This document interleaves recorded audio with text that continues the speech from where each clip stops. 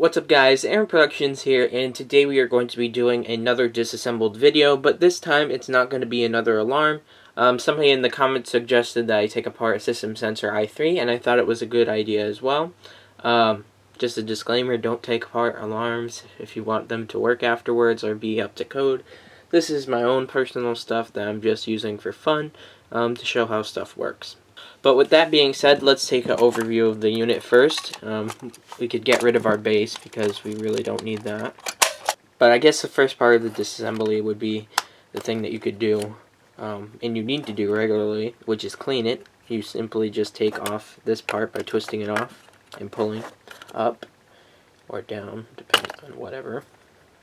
And then pull off the chamber lid. Now don't do this when it's plugged in, because then the detector will go off, since there's 0% of the infrared light returning to the infrared sensor. Yeah, basically this is the most that you're going to be taking it apart if you were just doing regular maintenance. But we can get a look inside of the chamber here. As we can see, it has these little bouncy lines, and the way it lines up is like this. It looks like it's at an angle a little bit to the light source. The light would come in or go out on this side, and then have these little bounces in different angles, just due to it being slanted rather than straight up and down like this. And then inside there's just a bunch of pillars so that the when the thing is on, it stays on, it doesn't get crushed. Now the chamber itself is like kind of double insulated here, or well, I guess that's kind of what you can call it.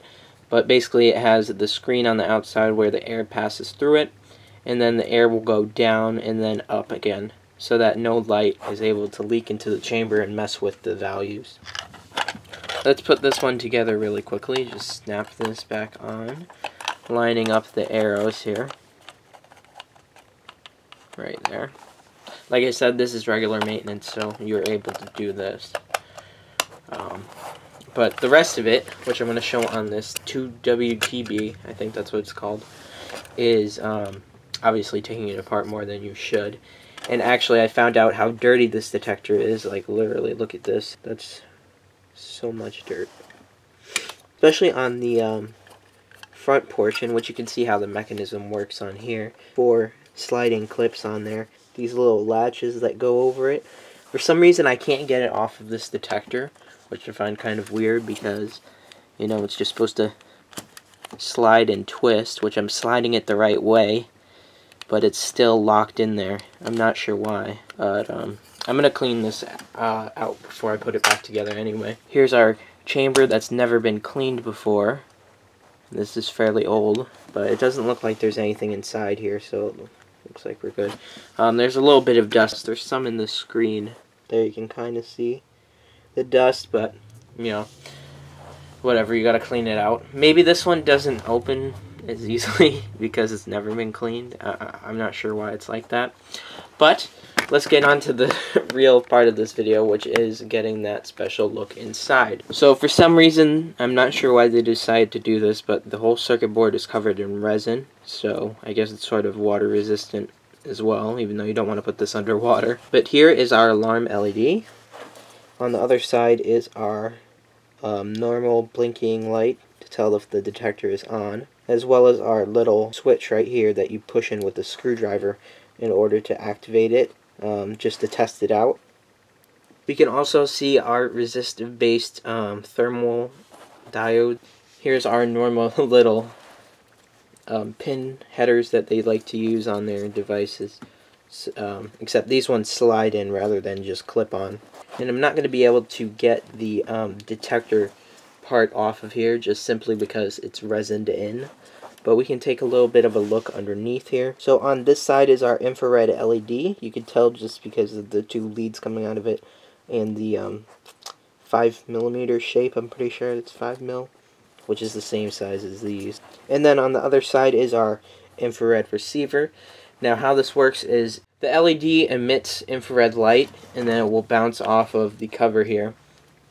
And basically, when it comes back, it takes the value reading from how much infrared light is being received on the receiver. And then if it's too low of a value, Then the detector will decide if it needs to be cleaned or if it needs to go into alarm because smoke is inside the chamber. Just for fun, I decided to hook it up here and have it opened, sort of. The chamber is still closed. This detector has a very dim LED. I'm not sure if I did that, but I'm pretty sure it's always been like that since I got it because it's used and it was really old, as you saw. The case is actually yellowed on the inside as well. Like, you can tell the difference. Maybe this is white and maybe this is ivory or whatever color, but I don't know. So I'm going to do something you probably shouldn't do and open the chamber here. It's probably going to set off the panel, but we get to see the LED go off. There you can kind of see it, because cameras do pick up infrared light. See that little beam kind of coming out? Every time the green LED flashes, that light also flashes. Did you see that?